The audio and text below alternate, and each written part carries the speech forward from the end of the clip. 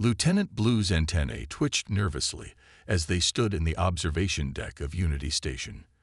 The massive space station hung like a jewel against the swirling orange clouds of the gas giant below. Today was supposed to be a normal diplomatic gathering, but nothing about it felt normal anymore. Not since they had learned about the humans. Through the reinforced glass, Blue watched the approaching ship. It was different from the smooth, elegant designs of the Confederation. The human vessel was all sharp angles and protruding sections, like some sort of spacefaring predator. Blue's inner eyelids flickered rapidly, a sign of stress among their species. "Remember your training," Blue whispered to themselves, trying to control the trembling in their iridescent wings. As a member of the flutter species, evolved from tiny flying creatures that had once been prey to everything on their homeworld, Blue found their current situation both terrifying and oddly thrilling. The station's announcement system chimed softly. "Attention all diplomatic personnel. Human delegation arriving in Docking Bay 3.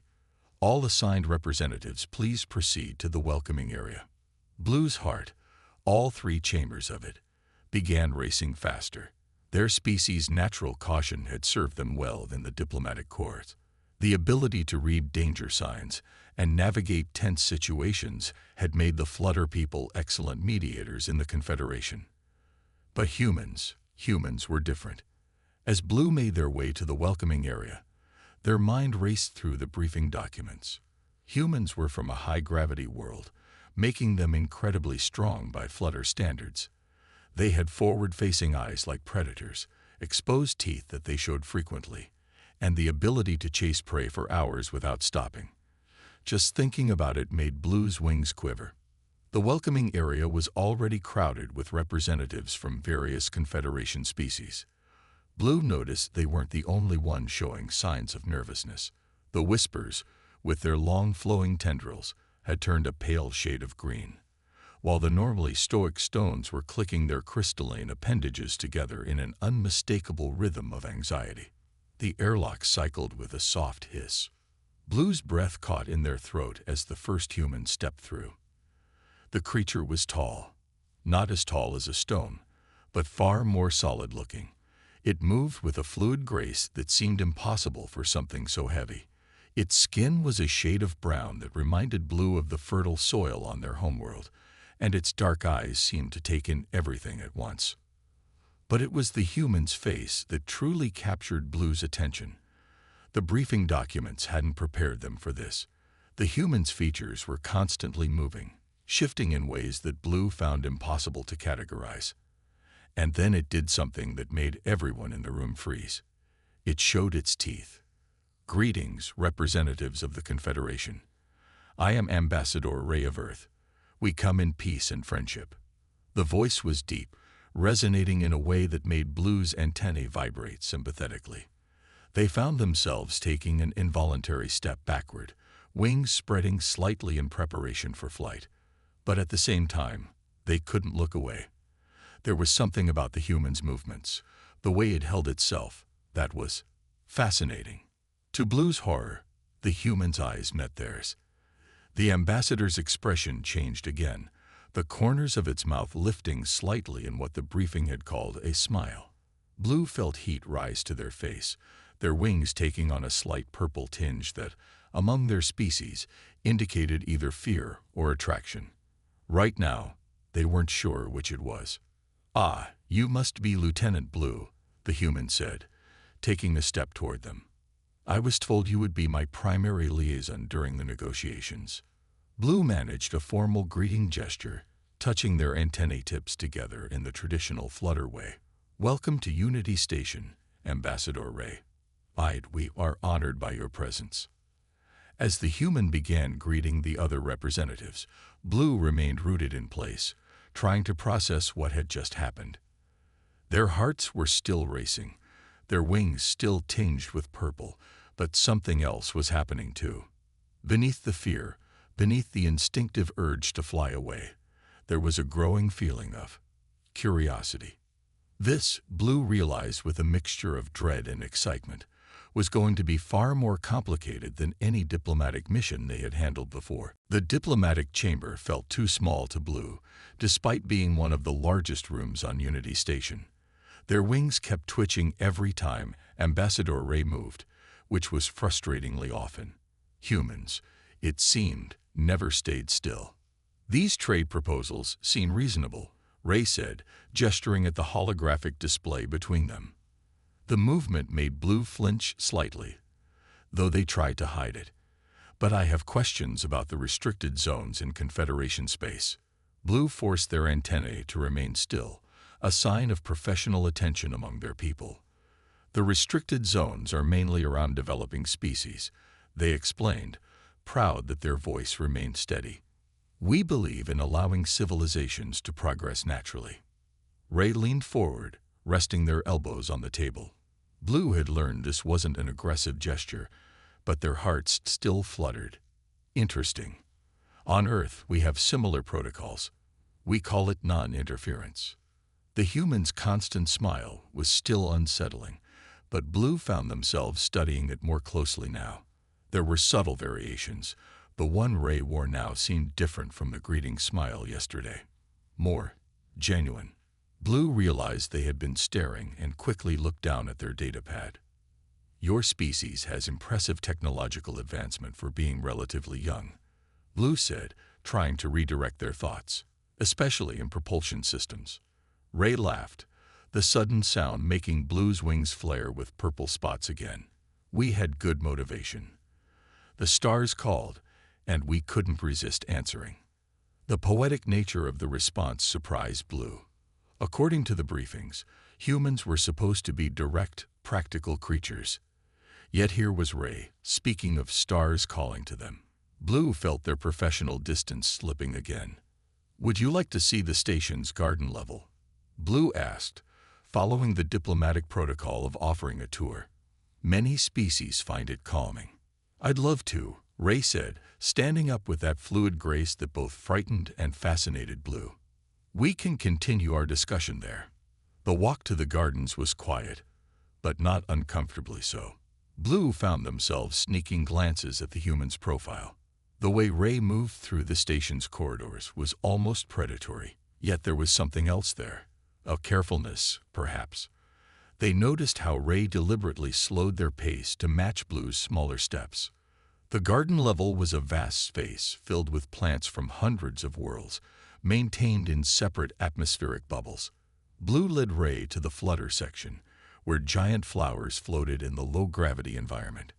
"It's beautiful," Ray said softly, reaching out to touch one of the floating blooms. "Reminds me of underwater gardens on Earth." Blue watched in fascination as Ray's expression changed again. There was something they called softness in the human's features now. The fear that had been Blue's constant companion since the human's arrival faded slightly. "Your species must have amazing gardens," Blue said, then immediately worried they had become too personal.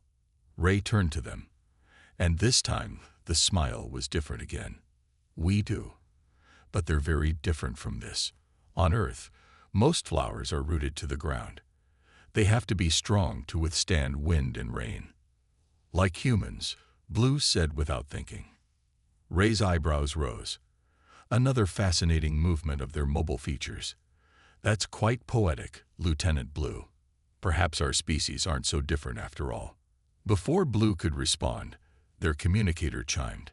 "Lieutenant, we need you in the main control room. There's a situation with the power regulators." Blue's antennae dipped in apology. "I must go. Duty calls." "The stars call to you too, it seems," Ray said with another of those genuine smiles. "We'll continue tomorrow." Blue nodded, their wings suddenly shimmering with both purple and gold, fear and interest intertwined. As they hurried to the control room, they realized something troubling. Maintaining professional distance from this human was going to be much harder than they had anticipated. The emergency lights cast an eerie red glow through Unity Station's corridors as Blue raced toward the main control room. Their wings, usually kept neatly folded during work hours, were half spread in agitation. Something was very wrong with the station's power grid. Status report, Blue demanded as they entered the control room. The Whisper technician's tendrils were a deep orange of concern. Power fluctuations in all sectors, the technician replied. Main reactor is. The room plunged into darkness.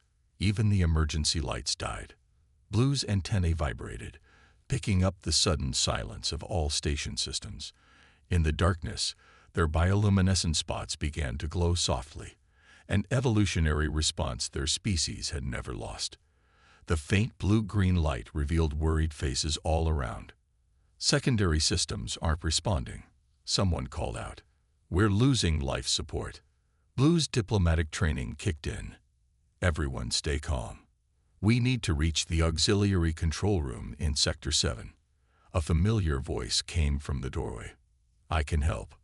Blue's spots pulsed brighter in surprise, their species equivalent of a startled jump. Ambassador Ray stood there, seeming impossibly tall in the dim light. The human's eyes reflected Blue's bioluminescence in a way that made them look almost predatory. The auxiliary controls are through the maintenance shafts, Blue explained, trying to keep their voice steady, but with no power. I can see in low light, Ray said, moving closer. And I'm stronger than most species here. I can help open manual doors. Before Blue could respond, a violent shudder ran through the station. The artificial gravity flickered, making everyone float for a moment before slamming back down. We have to move, Ray said. Now. Blue made a quick decision. Ambassador Ray and I will go. The rest of you, gather in the emergency shelters. They have independent air supplies. The maintenance shaft was barely wide enough for Ray to crawl through. Blue could have flown in the tight space, but with their wings brushing the walls in the darkness, they chose to crawl too. Their bioluminescent spots provided the only light. Left at the next junction, Blue whispered. They were intensely aware of the human's presence behind them, of the sound of Ray's breathing in the confined space. You're trembling, Ray said softly. Yes. My species doesn't do well in small spaces, or darkness, or with larger species behind us. There was a pause. I can go first if you prefer. The offer surprised Blue. No, I need to see where we're going. My light. Another violent shudder rocked the station. Blue lost their grip and started sliding backward. Strong hands caught them. Warm, firm, but surprisingly gentle. I've got you, Ray said. Blue's spots were pulsing rapidly now, painting the shaft in flickering light. They expected to feel terror at being held by the human, but instead found the grip reassuring. Thank you, they managed to say. Partner dance, Ray said unexpectedly. What? That's what your lights remind me of. The way they pulse and change. On Earth, we have dances where the lights move like that. It's beautiful. Beautiful. Not scary, not strange. Beautiful. Blue felt their spots shift color slightly, adding a tinge of gold to the blue-green. They reached another junction. The manual override for the auxiliary control room was just ahead. Ray moved forward, muscles straining as they turned the heavy wheel that would open the door. Ambassador, Blue said hesitantly. When you smile, it's not always a threat displayed, is it? Ray paused in their work. Even in the dim light, Blue could see the human's expression soften. No, usually it means we're happy or friendly, or they looked at Blue's still glowing spots, or we see something beautiful. The door finally creaked open, but Blue found themselves frozen for a moment, processing this new understanding. Perhaps, they thought, there were more ways to be strong than just having powerful muscles or sharp teeth. Ready? Ray asked, offering a hand to help them through the door. Blue took it, their fear now mixed with something else entirely. Ready. The station's grand dining hall sparkled with lights that reflected off the crystalline decorations. After yesterday's power crisis, the Confederation had organized this dinner to show that everything was back to normal. Blue sat at their assigned table, watching Ambassador Ray interact with other species across the room. The human moved differently now, Or perhaps Blue was just seeing them differently. After their time in the maintenance shaft, Blue found themselves noticing small details. The way Ray carefully adjusted their movements when speaking to smaller species, how they kept their hands visible to show they meant no threat. "Lieutenant Blue," Ray said, approaching their table with a serving of flutter nectar fruit. "I hoped I might join you." Blue's wings did their now familiar purple-gold shimmer. "Of course, Ambassador." Ray sat down, and Blue noticed they chose a seat that wasn't too close. Another careful courtesy. "I've been looking forward to trying this," Ray said, gesturing to the nectar fruit. "Your cultural attaché said it's a delicacy on your world." "Yes, though I should warn you." Blue started, but Ray had already taken a bite. The human's eyes widened comically. Their face turned an interesting shade of red, and they quickly reached for their water glass. Blue's antennae twitched in amusement. "It's quite sweet," Ray managed to say after drinking half the glass. "We were going to warn you. Flutter taste buds are much less sensitive than human ones. One nectar fruit has as much sugar as your entire daily requirement." Ray laughed, and Blue realized the sound no longer made them want to flee. Well, that would have been useful to know about 30 seconds ago. A stone representative approached their table, their crystalline form catching the light. "Ambassador, Lieutenant, would you care to join the dance? We're demonstrating traditional movements from each world." Blue's wings fluttered nervously. "Oh, I don't think."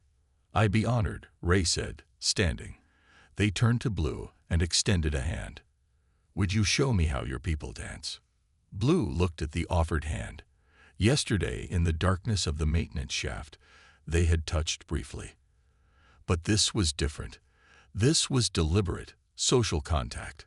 "Our dances are usually performed in flight," Blue said hesitantly. "Then I'll watch," Ray said, their smile gentle. "And perhaps I can show you how humans dance afterward." Something in Ray's tone made Blue's spots pulse with a new pattern, one that drew curious looks from other Flutter representatives in the room. Without thinking, they reached out and took Ray's hand. "I would like to see human dancing," they said. The next hour passed in a blur of movement and music. Blue demonstrated Flutter air dancing, their wings creating patterns of light in the air, while Ray watched with obvious fascination. Then Ray showed them simple human dance steps, their movements careful and patient. "You're very good at adapting your movements," Blue observed as they took a break. "Most species find it hard to adjust to others' physical capabilities." Ray's expression turned thoughtful. "On Earth, we have many different cultures, many different ways of moving and interacting. We learn to adapt. Had to, really, to survive and grow as a species." Blue found themselves leaning forward, interested. "Is that why you're not afraid of us? Even though we're so different?" "Afraid?" Ray looked genuinely surprised. "Why would I be afraid? Your species is fascinating. The way you communicate with light and color, your ability to fly, your diplomatic skills. I've been trying not to show how impressed I am, actually. Didn't want to seem unprofessional." Blue's spots pulsed with a new color, a deep rose shade that made a passing Flutter diplomat stop and stare in shock. "Is everything all right?" Ray asked, noticing the other diplomat's reaction. "Your colors changed." "Everything is fine," Blue said quickly, trying to control their bioluminescence. I think I'm beginning to understand something about humans." "Oh, what's that?" "You don't just adapt to different species. You appreciate them. Find beauty in their differences." Ray's smile was warm, "just like you're learning to do with us." Blue's spots pulsed again, and this time they didn't try to hide it. "Yes, just like that." Blue couldn't sleep. Their wings kept twitching, responding to some instinct they couldn't quite name. After years of diplomatic service, they had learned to trust these feelings. Something wasn't right on Unity Station. They pulled up the maintenance logs from the power failure on their datapad. At first glance, everything seemed normal, but there was something odd about the timing. The auxiliary systems should have activated automatically, but they had failed too. almost as if. Blue's antennae went rigid, as if someone had planned it. They quickly accessed more station records, their hearts beating faster as patterns emerged. Small inconsistencies in security rotations, tiny adjustments to atmospheric controls, microscopic changes in the station's orbit. Alone, each was nothing. Together, oh no, Blue whispered, their spots pulsing with alarm colors. They had to tell someone. Had to warn. A shadow moved in the corridor outside their quarters. Blue froze, their natural instincts screaming at them to hide. But they were a Confederation diplomat now. They had responsibilities. Moving as quietly as possible, they downloaded the evidence to a secure chip and slipped it into their wrist communicator. The door chimed. Lieutenant Blue. Security check. The voice was wrong. Blue knew all the security officers on this level, and this wasn't one of them. Their quarters had a second exit, an emergency hatch sized for Flutter citizens. Without hesitation, they dove for it. The main door burst open just as Blue squeezed through the hatch. They heard angry voices behind them as they flew through the maintenance space, their bioluminescent spots now completely dark, a fear response their ancestors had used to escape predators. Where could they go? Who could they trust? The station's security might be compromised. The other diplomats were asleep. That left. Blue found themselves outside Ray's quarters before they had consciously made the decision. They'd pressed the door chime, wings trembling. The door opened. Ray stood there in what Blue recognized as human sleek clothes, but their eyes were instantly alert. Lieutenant, what's wrong? Please, Blue whispered, hearing distant footsteps. I need help. Ray pulled them inside without hesitation, closing the door. You're shaking. Are you hurt? Blue shook their head, antennae quivering. The power failure wasn't an accident. I found evidence. Someone's been sabotaging the station. Small things, building up to something bigger. When I discovered it, they came for me. Ray's expression changed in a way Blue had never seen before. There was something dangerous in it now, something that should have terrified them. Instead, they felt oddly safe. Who came for you? Someone pretending to be security. I escaped through the emergency hatch. But Blue's voice faltered. I didn't know where else to go. You did the right thing, Ray said firmly. They moved to a panel on the wall. Pressing their hand against it, a hidden compartment opened, revealing what Blue recognized as human defensive equipment. Standard diplomatic security gear, Ray explained, catching their look. You think something's going to happen. I think if someone's willing to attack a diplomat in their quarters, they're ready to make their big move. Ray's voice was calm, but Blue could see the tension in their movements. We need to get your evidence to people we can trust. Footsteps passed by in the corridor. Blue's spots flickered with fear before they could control them. Hey, Ray said softly, putting a hand on Blue's shoulder. I know we're technically still new to each other, but I want you to know something. They smiled, and despite the tension, Blue could see it was genuine. Humans are very, very protective of their friends. Friends? Blue's spots shifted to that telling rose color again. Unless you prefer diplomatic associates. Before Blue could respond, the station's lights flickered ominously. Ray's expression hardened. Time to move. Stay close to me. Blue nodded, realizing that for the first time since meeting the human, they felt completely safe. Now they just had to survive long enough to save the station. The service corridors of Unity Station echoed with the sound of running footsteps. Blue flew silently beside Ray, their wings barely stirring the air as they moved through the dimly lit passages. The human's presence, once so frightening, now felt like a shield against the darkness. The main security office is 2 levels up. Blue whispered, their antennae twitching at every sound. But if the saboteurs have infiltrated security. We're not going to security, Ray said, checking something on their wrist device. We're going to the station's core. The core. But that's... An explosion rocked the station, throwing them both against the wall. Ray's arm shot out, steadying Blue before they could fall. That came from the diplomatic quarters. Blue said, their spots pulsing with alarm colors. The other ambassadors are being evacuated according to protocol. Ray finished, which means they're being herded exactly where the saboteurs want them. They pulled up a station schematic on their device. Look at the evacuation routes. They all funnel through the secondary docking ring. Blue gasped, understanding, where the backup life support systems are located. If someone wanted to take control of the station, they could hold everyone hostage with the air supply. Ray nodded, but they didn't count on one thing. What's that? Ray's smile was fierce. A fluttered diplomat who notices small details, and a human who doesn't follow standard protocols. Another explosion shook the station. This time, Blue's instincts worked in their favor. Their wings spread automatically, helping them stay upright. Without thinking, they grabbed Ray's arm, helping stabilize them in return.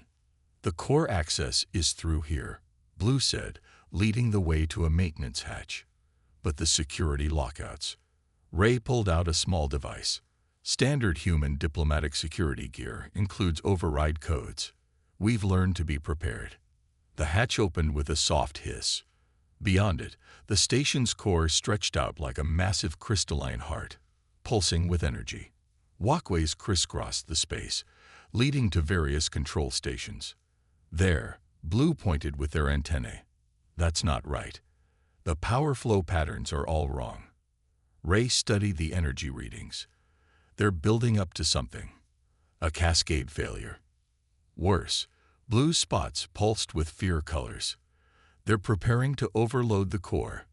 The explosion would destroy half the station. Movement caught their eye. Figures in security uniforms were entering from the other side of the core chamber. They're here, Ray whispered, pulling Blue behind a control panel. I count 4 of them. Blue's hearts were racing, but their diplomatic training held. The override controls are on the central platform. If we can reach them, I'll draw their attention, Ray said, checking their defensive equipment. You fly to the controls, but they'll shoot at you. Ray's smile was surprisingly gentle. Remember what I said about humans being protective of their friends? They squeezed Blue's shoulder. We're also very hard to hit. Before Blue could protest, Ray rolled out from their hiding place, throwing something that exploded in a burst of bright light. The saboteurs shouted in surprise. Blue took to the air, their wings carrying them silently above the chaos. Below, Ray moved with that fluid grace that had once seemed so predatory.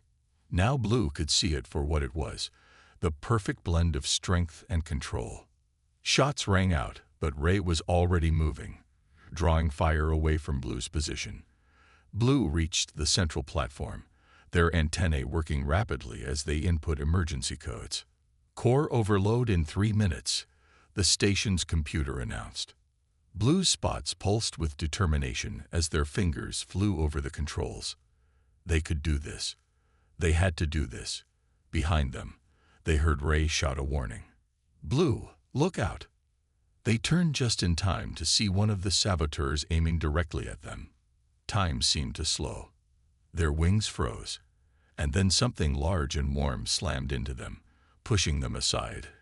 As the shot rang out, Blue's wings moved before their mind could process what was happening. They caught Ray's weight as the human fell, their natural flight strength, evolved to carry heavy prey away from predators, now serving to save their friend.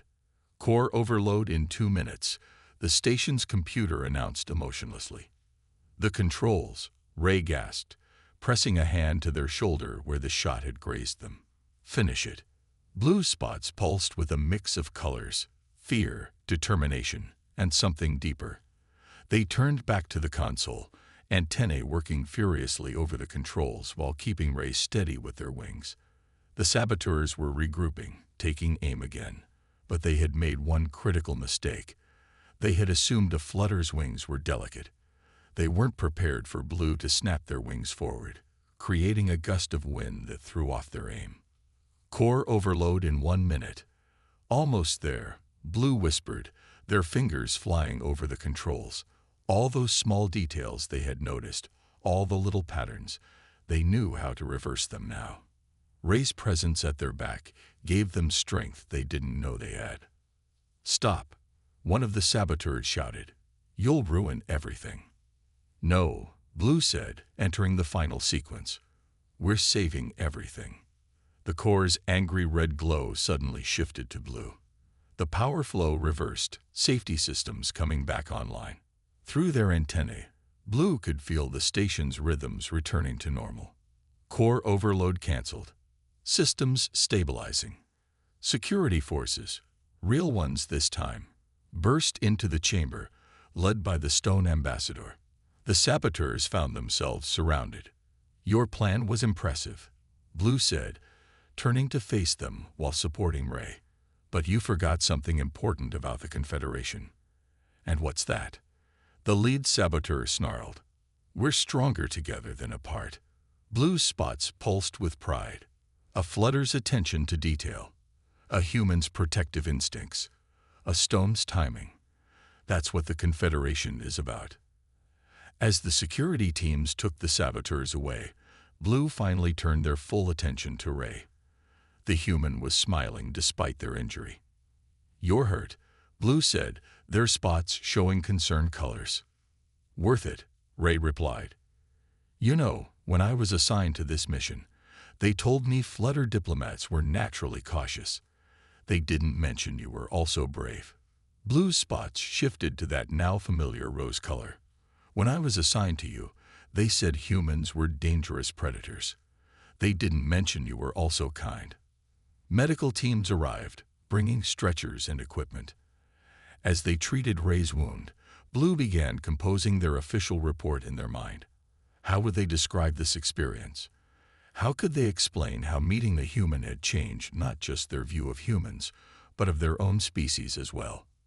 1 week later, Blue stood at a podium before the Confederation Council.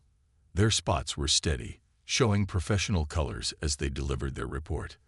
"The attempted sabotage of Unity Station has shown us 2 things," they said. "First, that our differences make us stronger, not weaker. And second," they paused, looking at Ray, who sat among the human delegation, arms still in a sling, "that fear can blind us to the possibility of friendship."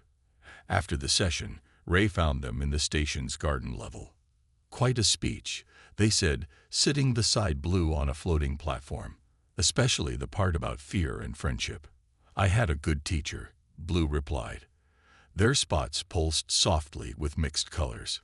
No longer the purple of fear or even the rose of attraction, but a steady gold of comfort and trust.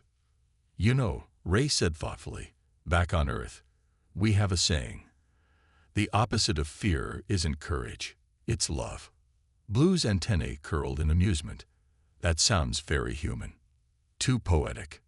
"No," Blue said, their spots creating patterns that would have scandalized their diplomatic trainers. "Just right."